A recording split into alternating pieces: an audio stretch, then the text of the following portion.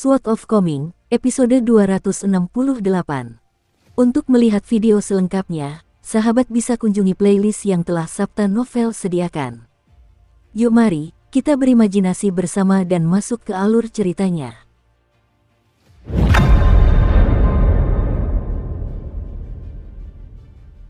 Ada sebuah gunung besar yang tergantung terbalik di suatu tempat di dunia. Puncak gunung itu menunjuk ke laut selatan. Chen Pingan duduk di dahan pohon osmanthus leluhur dan menatap pemandangan menakjubkan ini dengan linglung. Ning Yao telah berangkat dari sini untuk menjelajahi Majestic World. Dia telah mendengar bahwa benua pusaran selatan adalah benua yang paling dekat dengan gunung stalaktit, jadi apakah Liu Xian yang akan datang ke sini untuk melihat masa depan? Pulau Osmanthus masih perlu menempuh perjalanan sekitar setengah hari sebelum benar-benar memasuki wilayah gunung stalaktit. Berbagai jenis kapal datang dan pergi mengitarinya, dan ada kura-kura raksasa dengan prasasti batu di punggungnya, kerang dengan cangkang kristal dan tembus pandang yang hanyut di laut, kapal-kapal kun yang bahkan lebih besar dari milik gunung upacara yang perlahan-lahan turun, sekumpulan awan warna-warni yang membawa serta burung murai oriental yang tak terhitung jumlahnya, barisan burung bangau abadi dan burung-burung biru yang menarik-narik gedung tinggi, dan sebagainya. Pulau Osmanthus tampak sama sekali tidak asing di antara mereka. Chen Pingan tiba-tiba berbalik dan melihat ke bawah. Ia melihat gadis muda itu lagi, tubuhnya langsing, penampilannya cantik, jepit rambut mutiara di rambutnya, gaun di tubuhnya, dan pita warna-warni di pinggangnya. Namun, Chen Pingan merasa merinding, dan ia merasa sangat gelisah. Perasaan ini bahkan lebih intens dan langsung daripada ketika ia melihat Liu Qicheng mengenakan jubah tao merah muda di depan kuil yang kumuh saat itu. Ini karena Chen Pingan dapat melihat jakun gadis cantik ini. Dia tidak membencinya, tetapi dia memang sangat tidak terbiasa dengan hal itu. Chen Pingan tiba-tiba menggaruk kepalanya dan menatap lurus ke arah pria yang suka berpakaian seperti wanita itu. Kegelisahan di hatinya lenyap, berubah menjadi secercah nostalgia. Dulu, saat masih magang di tungku pembakaran naga, Chen Pingan pernah berkenalan dengan seorang pria yang selalu diejek banci oleh orang lain. Pria itu pemalu, dan gaya berjalannya sangat feminin. Saat berbicara, ia juga suka melirik genit dan membuat jari-jari berbentuk anggrek. Di tungku pembakaran naga yang dikelola Pak Tua Yao, pria ini tentu saja menghadapi diskriminasi paling parah. Jika ia akhirnya menabung cukup uang untuk membeli sepasang sepatu baru, sudah pasti sepatu itu akan diinjak dan dikotori oleh pekerja tungku lainnya di hari yang sama. Namun, ia tak berani bicara, dan ia hanya akan menderita dalam diam. Secara logika, baik dia maupun Chen Pingan seharusnya saling bersimpati, mengingat Chen Pingan juga mengalami diskriminasi di tungku pembakaran naga. Namun, anehnya, pria yang selalu terisak dan menangis itu langsung menjadi sangat berani di hadapan Chen Pingan. Ia selalu mengejek Chen Pingan dan berbicara kepada anak muda itu dengan cara yang sangat tidak menyenangkan. Namun, Chen Pingan tidak pernah menghiraukannya. Dalam beberapa kesempatan, pria itu tertangkap basah oleh Liu Xianyang, murid resmi Pak Tua Yao, saat sedang mengejek Chen Pingan. Liu Xianyang langsung menamparnya dan membuatnya berputar di tempat, membuatnya langsung diam dan bersikap baik. Setelah itu, pria itu diam-diam akan membawakan beberapa camilan dan hidangan penutup ke kamar Liu Xianyang, membungkusnya dengan cara yang bahkan lebih mewah daripada pelayan toko. Kemungkinan besar ia sedang meminta maaf dan mungkin menjilat Liu Xianyang, seseorang yang ditakdirkan untuk menjadi manajer tungku pembakaran naga di masa depan. Potongan kertas yang menghiasi jendela-jendela tungku pembakaran naga juga dibuat olehnya. Ia telah begadang sendirian untuk membuatnya, dan bahkan para perempuan di jalanan dan gang-gang pun merasa karya mereka kurang bermutu. Jika orang ini benar-benar perempuan, seberapa hebatkah sulamannya? Chen Pingan tentu saja membenci banci berlidah berduri itu saat itu. Namun, ia juga takut melukai pria itu dengan satu pukulan jika ia tak mampu menahan diri. Saat itu, pemuda itu telah menjelajahi semua gunung dan sungai di sekitar kota kecil itu bersama Pak Tua Yao. Menebang kayu dan membakar arang juga menjadi pekerjaan yang sangat familiar. Tak hanya itu, ia juga telah berlatih teknik pernapasan yang diajarkan Pak Tua yang sejak dini. Dengan demikian, kekuatannya sudah setara, bahkan mungkin lebih kuat daripada pemuda-pemuda tangguh. Pada akhirnya, pria feminin itu pernah melakukan kesalahan besar saat menjaga malam. ia tiba-tiba memadamkan api di tungku pembakaran naga. Karena ketakutan, ia melarikan diri di malam hari. Karena sedikit cerdik, ia tidak berani lari ke kota kecil itu, dan malah melarikan diri jauh ke dalam pegunungan dan hutan. Jika kesalahan fatal seperti itu dilakukan di toko manapun di pasar, itu akan menjadi kesalahan yang cukup serius hingga layak dihukum mati. Setelah mengetahui hal ini, Pak Tua Yao langsung mengirim puluhan pemuda kuat untuk mengejar bajingan berwajah muram itu. Chen Pingan, yang sangat mengenal jalur pegunungan, tentu saja termasuk dalam kelompok itu. 2 hari kemudian, pria perempuan itu diikat dan dibawa kembali ke tungku pembakaran naga. Pak Tua Yao langsung mematahkan tangan dan kakinya, memukulinya dengan sangat keras hingga dagingnya hancur dan tulang-tulangnya terlihat. Kelompok pria yang menemukannya adalah kelompok yang paling selalu disanjungnya. Tak seorang pun bersimpati kepada pria feminin yang telah menyebabkan bencana sebesar ini. Kalaupun ada, mereka tak akan berani menunjukkannya di wajah. Lagi pula, Pak Tua Yao hampir tak pernah semarah ini sebelumnya. Sebelum lengan dan kakinya dipatahkan, pria feminin itu sudah mengompol karena ketakutan. Setelah itu, ia gemetar tak terkendali saat dipaksa berbaring di tanah. Ketika pemukulan dimulai, ia berteriak histeris dengan air mata dan ingus mengalir di wajahnya. Saat pemukulan berlanjut, pria feminin itu bagaikan ikan yang dipotong hidup-hidup di talenan. Pria feminin itu memang banci, dan ia tak pernah menunjukkan sedikit pun kejantanan dan keberanian dari awal hingga akhirnya pingsan. Pada akhirnya, pria feminin itu secara mengejutkan selamat dari pemukulan brutal itu. Ia tetap hidup dengan gigih, terbaring di ranjang sakit selama hampir setengah tahun untuk memulihkan diri. Selama masa ini, banyak murid magang di Tungku Naga bergantian menjaganya, dan Chen Pingan tentu saja tidak terkecuali.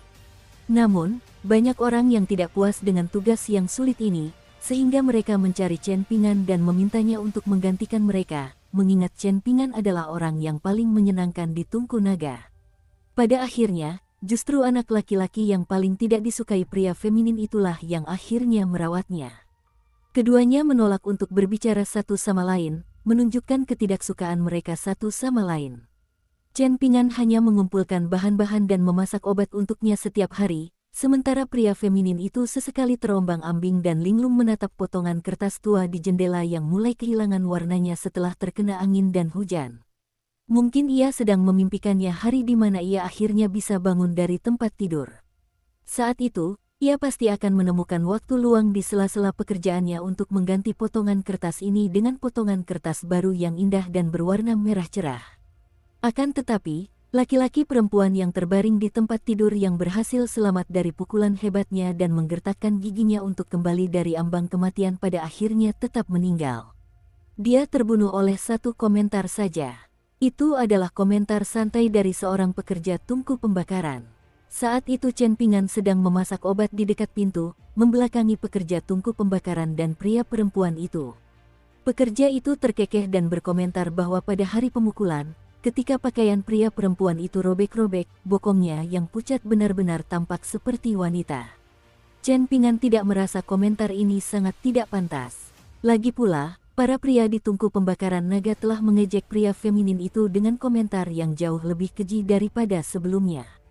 Lagi pula, pria feminin itu hampir tidak pernah berdebat dengan orang lain, kemungkinan besar karena ia tidak berani. Bahkan, yang paling ia lakukan mungkin adalah mengumpat mereka di belakang mereka, dengan mengatakan sesuatu seperti, "Beraninya kau mengejekku. Kau mau aku meledakkan makam leluhurmu." Namun, setelah mendengar komentar yang terkesan biasa-biasa saja ini, pria feminin yang sudah bisa duduk sendiri itu ternyata banyak mengobrol dengan Chen Pingan hari itu. Chen Pingan lebih banyak berbicara, sementara pemuda pendiam itu mendengarkan dengan tenang. Ketika membahas tentang menggunting kertas, Chen Pingan dengan tulus memuji keahliannya dan memuji keindahan karyanya. Pria feminin itu tersenyum mendengarnya. Malam itu, lelaki feminin yang keberaniannya bahkan lebih kecil dari lubang jarum itu tiba-tiba menusuk lehernya sendiri dengan gunting. Tak hanya itu, ia juga tak lupa menutupi tubuhnya dengan selimut, mencegah siapapun yang memasuki kamarnya langsung melihat postur terakhirnya yang mengerikan. Bahkan, tak seorang pun berani mengambil jenazahnya dan membawanya keluar ruangan. Sungguh, pemandangan itu terlalu sial. Untungnya, Chen Pingan sudah terbiasa dengan kematian yang menimpa orang-orang di sekitarnya, jadi ia tidak terlalu memperdulikan situasi yang tidak menguntungkan itu. Akhirnya, ia menyeret Liu Xianyang dan sibuk membereskan kekacauan itu. Ia tidak merasa terlalu sedih selama ini, juga tidak mendapatkan pencerahan apapun. Baru ketika berjaga, Chen Pingan duduk sendirian di aula duka yang kosong dan mencekam. Ia tidak merasa takut, dan ia duduk di samping Tungku sambil bergumam, "Karena kau tidak suka menjadi laki-laki di kehidupan ini, maka kau harus bereinkarnasi menjadi perempuan di kehidupan selanjutnya." Bahkan, saat mereka mengobrol santai di hari yang menentukan itu, pria feminin itu bertanya kepada Chen Pingan mengapa ia membiarkannya pergi meskipun ia adalah orang pertama yang menemukannya. Tak hanya itu, pemuda itu bahkan menunjukkan jalan kecil yang mengarah lebih dalam ke pegunungan. Chen Pingan menjawab bahwa ia takut Pak Tua Yao akan menghajar pria feminin itu sampai mati jika ia tertangkap. Saat itu, dengan keberanian pria feminin sebesar Wijen itu, ia hanya akan berani membalas dendam padanya dan bukan orang lain. Pria feminin itu tersenyum sangat gembira saat mendengar ini. Kalau dipikir-pikir lagi, senyum pria feminin itu, faktanya, cukup jelek. Akan tetapi, anak muda itu sama sekali tidak merasa jijik terhadapnya. Gadis muda, yang luwes dan cantik berseri-seri berdiri di bawah pohon osmanthus itu sudah mendidih amarahnya. Melihat seseorang menatapnya dengan begitu berani, atau lebih tepatnya, dirinya seperti ini. Jika ia tidak takut merusak pohon osmanthus dan menimbulkan masalah yang tidak perlu, ia pasti sudah memanggil 2 pedang terbangnya yang terikat untuk menikam bajingan bejat ini sampai mati. Chen Pingan tersadar dan menyadari kekasarannya yang tak disengaja. Ia menangkupkan tinjunya dan berkata dengan nada meminta maaf, "Maaf, saya agak lengah tadi." Pemuda itu menyipitkan mata bunga persiknya, seolah dipenuhi warna dan cahaya musim semi. Ia lalu menyatukan jari telunjuk dan jari tengahnya, lalu membuat gerakan menusuk ke arah Chen Pingan, lalu menggoyangkannya sedikit ke depan dan ke belakang. Tindakannya sungguh provokatif. Alih-alih terus menoleh, Chen Pingan memutuskan untuk langsung memutar tubuhnya.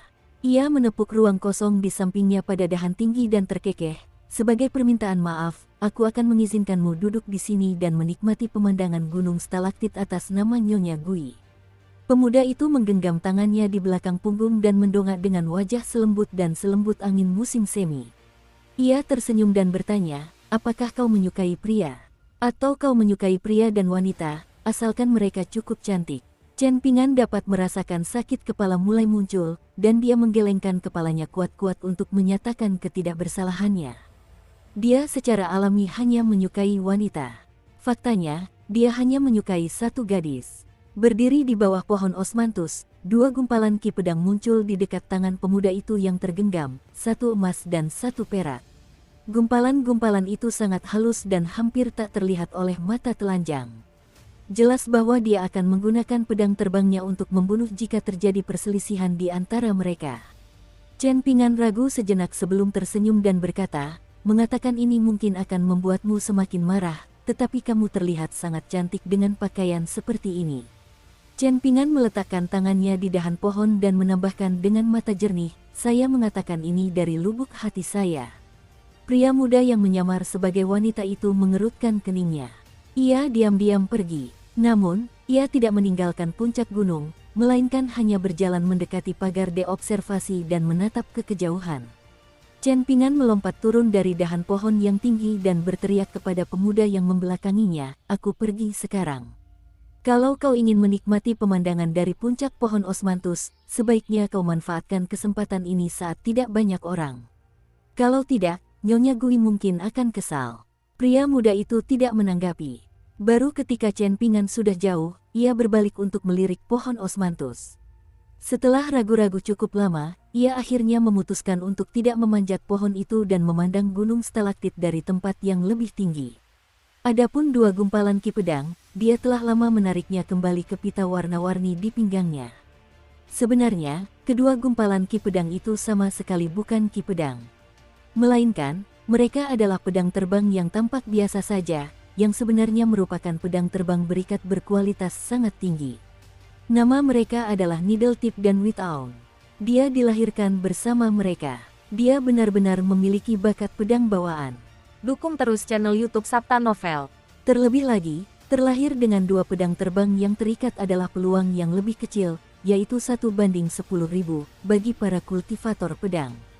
Kata kuncinya bukanlah 1, melainkan lebih kecil. Yang terpenting, kualitas pedang terbangnya sungguh mengerikan. Karena itu, gurunya telah menyatakan bahwa bakatnya pasti akan memungkinkannya mencapai 5 tingkat atas.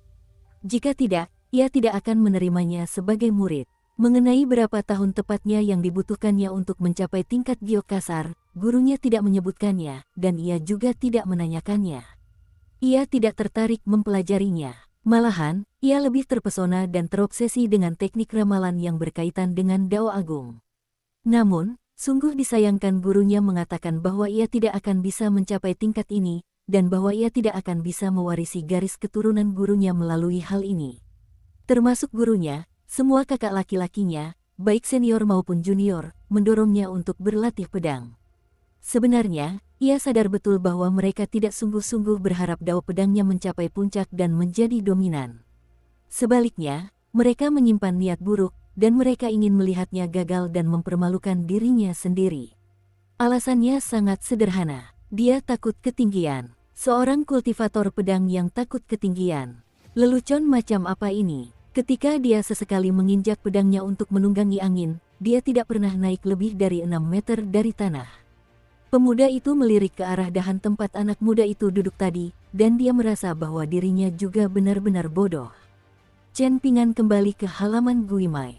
Mazi, kultivator pedang tingkat inti emas, sudah berdiri di dalam dan menunggunya sambil tersenyum. Beberapa waktu lalu, Chen Ping'an memutuskan untuk mengunjungi halaman tempat Mazi beristirahat dan memulihkan diri, menanyakan kapan mereka bisa melanjutkan berlatih pedang. 3 hari kemudian, halaman Guimai kembali seperti semula. Mazi berlatih ilmu pedang bersama Chen Ping'an, sementara Jin Su bertanggung jawab atas 3 kali makan mereka sehari. Nyonya Gui sesekali mengunjungi halaman kecil itu, dan ia tidak akan mengganggu Chen Ping'an maupun Mazi. Ia akan duduk diam di sana sebentar dan paling lama membuatkan sepoci teh untuk mereka berdua. Suatu ketika, Chen Ping'an mengambil kertas jimat tempat hantu kerangka perempuan itu disimpan. Sambil memegang kertas jimat di tangannya, Nyonya Gui dengan cepat mengguncang hantu kerangka itu dan membiarkannya melihat cahaya matahari kembali. Namun, hantu perempuan berpakaian putih yang sangat agresif di kuil Dewa Kota di negeri pakaian warna-warni itu langsung disambut oleh Nyonya Gui dari tingkat Naschen, tukang perahu tua yang telah jatuh dari tingkat inti emas, serta musuhnya, Chen Ping'an. Kalau saja dia belum mati, dia pasti akan ketakutan setengah mati. Akhirnya, dengan bantuan Lady Gui, seorang Sudosage dari Pulau Osmanthus, hantu kerangka cantik itu bersumpah untuk setia melayani Chen Ping'an selama 60 tahun. Sebagai imbalannya, ia dapat meninggalkan kertas jimat di mana jiwanya akan perlahan memudar jika energi spiritual tidak disalurkan ke dalamnya. Ia diizinkan untuk tinggal di dalam kotak pedang kayu lokas milik Chen Ping'an. Karena pohon belalang telah disebut sebagai tempat tinggal belalang, sejak zaman kuno, bukan hanya roh rumput dan roh kayu saja yang sangat menyukai pohon belalang yang berusia lebih dari 1000 tahun. Hantu dan entitas Yin juga sangat menyukainya. Saat mereka mendekati Gunung Stalaktit, pada suatu malam berbintang, seorang tukang perahu tua tiba-tiba mengunjungi Chen Ping'an dan membawanya ke dermaga di kaki gunung di Pulau Osmanthus. Ketika Chen Ping'an tiba, ia menemukan seekor naga banjir muda berbaring di dermaga dengan kepala bersandar di tepian dan lebih dari separuh tubuhnya masih di laut. Menatap Chen Ping'an, mata naga itu dipenuhi rasa ingin tahu dan rasa terima kasih yang kekanak-kanakan.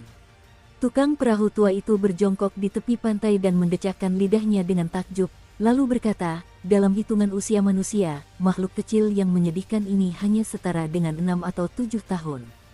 Nyonya Gui tidak mau mempersulit makhluk kecil yang tak berdosa ini saat itu, jadi ia hanya mengambil keranjang Raja Naga dan melepaskan naga banjir kecil itu. Namun, tanpa diduga, ia seolah tak punya rumah untuk kembali, sehingga ia segera menyusul Pulau Osmanthus. Namun, ia tak berani mendekat, sehingga ia terus merintih setiap malam sambil berputar-putar di sekitar Pulau Osmanthus dan tak mau pergi. Kini setelah kami semakin dekat dengan Gunung Stalaktit, naga banjir kecil itu kemungkinan besar menyadari bahwa ia akan menghadapi kematian jika terus mengikuti Pulau Osmanthus. Maka, ia merintih keras bahkan di siang hari. Jika bukan karena rasa iba Lady Gui padanya dan membantunya menyembunyikan auranya, aku khawatir dia akan dikuliti hidup-hidup dan dibunuh oleh para pemurniki dari pegunungan yang masih menyimpan amarah di hati mereka. Akhirnya, tukang perahu tua itu tersenyum dan berkata, Chen Pingan, sepertinya naga banjir kecil itu datang khusus untuk mencarimu. Namun, aku tidak yakin apakah ia ingin berterima kasih atau membalas dendam padamu. Meskipun masih sangat muda, naga banjir dan kerabatnya dikenal karena sifatnya yang dingin dan licik. Jadi, ini cukup sulit untuk dikatakan. Chen Pingan tidak berkata apa-apa. Ia hanya mengeluarkan kerikil empedu ular biasa dan melemparkannya ke naga banjir muda. Naga banjir muda itu secara naluriah melahapnya dengan tatapan agak bingung. Chen Pingan lalu melambaikan tangannya dan memberi isyarat agar naga banjir muda itu pergi. Setelah berbalik dan kembali ke laut, naga banjir muda itu merintih pelan, masih enggan meninggalkan Pulau Osmanthus. Setelah merenung sejenak, Chen Pingan secara mengejutkan melemparkan segenggam besar kerikil empedu ular biasa ke laut. Naga banjir muda itu berputar-putar dengan kuat di laut, menciptakan ombak besar saat menelan hidangan lezat yang luar biasa itu satu demi satu. Setelah itu, Chen Pingan berdiri di dermaga dan berkata kepada naga banjir muda itu, ingatlah untuk berlatih dengan sungguh-sungguh di masa depan. Kau telah menerima kebaikanku hari ini, jadi aku akan menghajarmu sampai mati dengan satu pukulan jika kau akhirnya menemukan kesenangan dalam menyakiti orang lain seperti tetuamu itu. Mendengar ini, naga banjir muda itu berenang kembali ke dermaga dan mengangkat kepalanya ke atas pantai. Matanya terbuka lebar, seolah mencoba menyimpan kenangan tentang Chen Pingan. Setelah beberapa saat, ia kemudian bersandar dan kembali ke lautan luas. Tukang perahu tua itu telah mengalami berbagai hal sebelumnya, dan ia mendesah penuh emosi. Kau baik hati, dan kau menanam benih karma positif. Namun, dunia ini tidak dapat diprediksi, dan benih karma positif belum tentu tumbuh menjadi buah yang positif. Dengan ekspresi apatis di wajahnya, Chen Pingan menatap lautan yang di atasnya bertabur bintang-bintang yang berkilauan bagai emas dan perak, sambil berkata lirih, jika itu berubah menjadi karma negatif, maka aku akan menghunus pedangku dan melenyapkannya dengan satu tebasan. Saat itu, tukang perahu tua itu sedang memikirkan majikannya yang entah akan menghilang entah berapa tahun lagi. Ia juga memikirkan naskah emas peninggalan seorang dewa yang pernah dibantu Chen Pingan untuk disampaikan kepadanya. Karena itu, ia tidak terlalu memperhatikan ekspresi dan kata-kata Chen Pingan. Di Akademi Tebing Gunung Negara Sui Besar, teman-teman sekelas muda yang telah meninggalkan Kekaisaran Li Agung bersama-sama ditakdirkan untuk tidak lagi menghabiskan seluruh waktu mereka bersama setelah tiba di akademi ini. Memang, Li Huai sudah punya dua teman baru, seorang anak pengecut dari keluarga kaya di ibu kota dan seorang berandalan pemberani dari keluarga miskin. Mereka berdua sedikit lebih tua dari Li Huai, dan mereka bertiga selalu bermain bersama dan bersenang-senang. Mereka sangat menikmati waktu mereka. Sementara itu, Lin Souyi kini terobsesi dengan kultivasi, dan ia selalu berpindah-pindah antara perpustakaan kitab suci, asrama, dan ruang kelas. Ia membaca semua buku yang bisa dibacanya, dan ia tampak menonjol di antara kerumunan. Yulu memiliki hubungan dekat dengan Pangeran Gao Xuan dari negara Sui Besar, dan keduanya akhirnya menjadi teman baik. Gao Xuan semakin gemar mengunjungi akademi untuk memancing bersama Yulu. Selain kuliah, Xie jarang keluar dari asramanya. Ia rela menjadi pelayan Cui Dongshan. Setelah Li Baoping membaca surat lain dari pamannya yang lebih muda, gadis kecil itu tampak murung untuk waktu yang sangat lama. Hari itu, ia kembali membolos dan selincah kucing kecil saat ia dengan lincah memanjat pohon besar di puncak Gunung Timur. Ia duduk di dahan dan bersandar di batang pohon. Lencana kayu buatannya sendiri dengan tulisan Pemimpin Aliansi Dunia Seni Bela Diri tergantung di lehernya, dan ia mengukir tulisan Memerintah Semua Penguasa setelahnya karena ia merasa lencana itu masih kurang mengesankan. Setelah itu, ia tak kuasa menahan diri untuk mengukir semakin banyak frasa yang mengesankan di lencana kayu itu. Semua frasa itu adalah frasa-frasa agung dari dunia kultivasi yang ia tiru dari buku-buku cerita. Misalnya, tak terkalahkan, aku meratapi ketiadaan saingan dalam hidupku, dan seterusnya. Seorang anak laki-laki muda yang bersemangat dan tampan berbaju putih berdiri di dahan di sampingnya. Ia melompat-lompat pelan mengikuti gerakan dahan, dan senyum tersungging di wajahnya saat ia bertanya, "Ada apa? Ada yang sedang kamu marahi?" Dengan datangnya musim panas, gadis kecil itu kini mengenakan kemeja merah dan rok merah panjang, alih-alih jaket merah tebal. "Aku tidak marah," jawabnya dengan nada cemberut. "Apakah kamu merasa Li Huai, Lin Souyi, dan yang lainnya semakin menjauh darimu?" tanya Cui Dongshan. "Tak masalah kalau mereka makin menjauh dariku," gerutu gadis kecil itu. "Lagi pula, aku tak pernah suka berinteraksi dengan mereka, bahkan saat kami bersekolah bersama di kota kecil." "Lalu kamu tidak senang dengan ketidakadilan yang dialami guruku?" tanya Cui Dongshan sambil tersenyum penuh arti. Gadis kecil itu orangnya lugas, dan dia mengangguk dengan berani dan mengakui hal itu. Cui Dongshan meletakkan tangannya di belakang kepala dan berkata dengan penuh emosi, "Setiap orang tumbuh dewasa, dan tumbuh dewasa pasti akan membuat seseorang mengambil beberapa hal baru dan membuang beberapa hal lama. Dalam proses mengambil dan membuang hal-hal ini, dalam sekejap mata, seseorang akan cepat menjadi tua. Mereka bahkan rela membuang paman muda." Geram gadis kecil itu. Cui Dongshan berbalik menatap gadis kecil yang sedang marah itu. Ia tersenyum tipis dan menjawab, "Kenapa mereka tidak mau?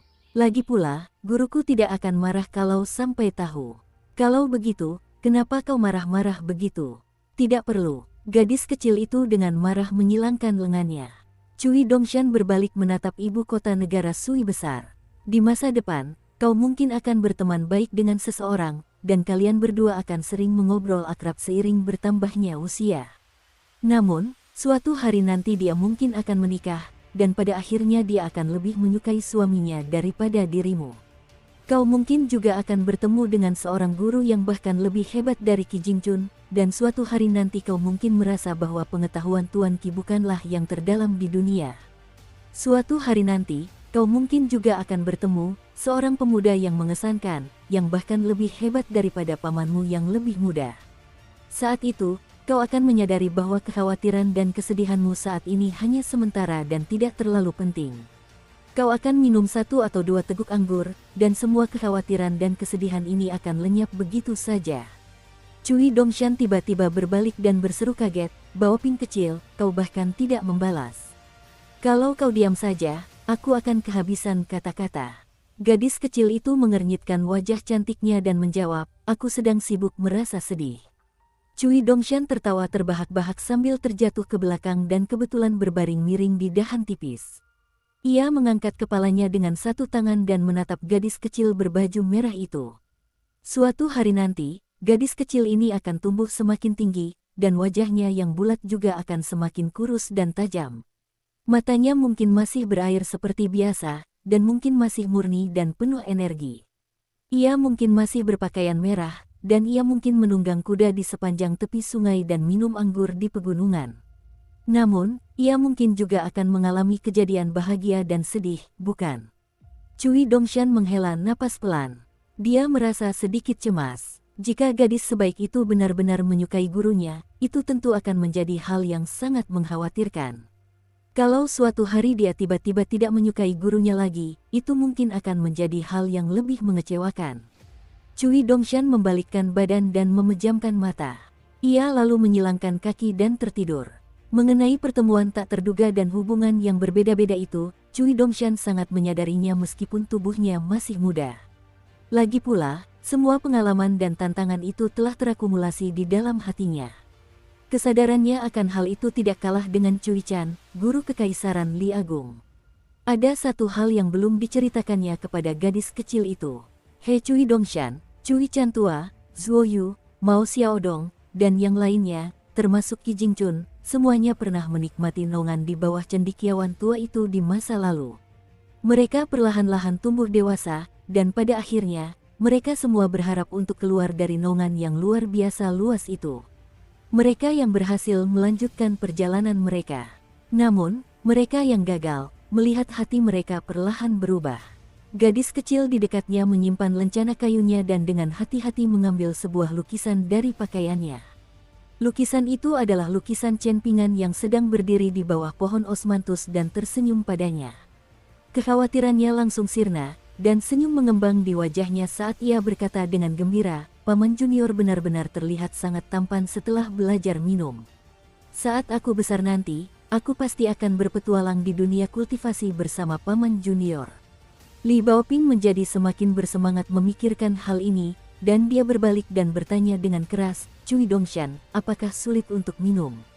"Kamu tidak boleh minum," jawab Cui Dongshan tegas. "Kenapa tidak?" geram Li Baoping. "Guru sama sekali tidak mau memarahimu, tapi dia akan langsung memukuliku sampai mati," jawab Cui Dongshan dengan nada kesal. Li Baoping mendesah dan menggelengkan kepalanya, berkata dengan iba, "Betapa menyedihkan." Cui Dongshan melirik gadis kecil yang tersenyum lebar. "Baoping kecil, tolong sembunyikan senyum bahagiamu saat mencoba menghibur orang lain nanti." Li Baoping berpura-pura mengambil segel dan mengecapnya. Cui Dongshan mendesah sedih dan bergumam, "Niat baikku dibalas dengan rasa tidak terima kasih."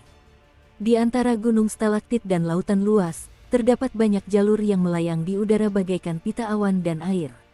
Jalur-jalur inilah yang memungkinkan kapal-kapal antar benua mencapai gunung tersebut. Bahkan, banyak kapal antar benua yang dapat terbang di udara juga harus turun ke laut dan mengambil jalur-jalur ini. Mereka tidak diizinkan untuk langsung mendekati gunung stalaktit. Pulau Osmanthus berhenti sejenak di dermaga yang terletak di bawah salah satu jalur tersebut. Setelah secara simbolis menyerahkan dokumen yang mirip dengan dokumen perizinan, mereka dibebaskan dari biaya tol yang biasanya sangat tinggi. Pulau itu mulai bergerak menuju gunung stalaktit mengikuti alur sungai yang berkelok-kelok. Gunung stalaktit memiliki radius 50 km. Namun, sebagai gunung tunggal yang menjulang di atas laut, gunung ini menguasai wilayah yang luas di sekitarnya. Seorang Taois jangkung dan tegap, berpenampilan seperti pria paruh-baya, berdiri di atas tebing. Di belakangnya berdiri seorang pendeta Tao tua kurus dengan sikap seperti makhluk transenden, memegang pengocok lalat. Semua helai pengocok lalat itu berkumis emas dan perak seperti naga banjir. "Guru, apakah Anda ingin murid ini bertindak dan menghancurkan Pulau Osmanthus?" tanya pendeta Tao tua itu dengan suara pelan. "Aku setuju bertaruh, jadi aku bersedia menerima kekalahan. Tidak ada yang memalukan tentang ini. Lagi pula, aku bukan guru besarmu, seseorang yang belum pernah mengalami satu kekalahan pun dalam hidupnya," jawab Taois yang tinggi dan tegap itu sambil tersenyum. Ketika Sang Dewa Langit Agung di Gunung Stalaktit berbicara, seorang pendeta Tao dihantam ke dunia fana dari surga di balik surga, di alam surgawi, hanya dengan satu pukulan.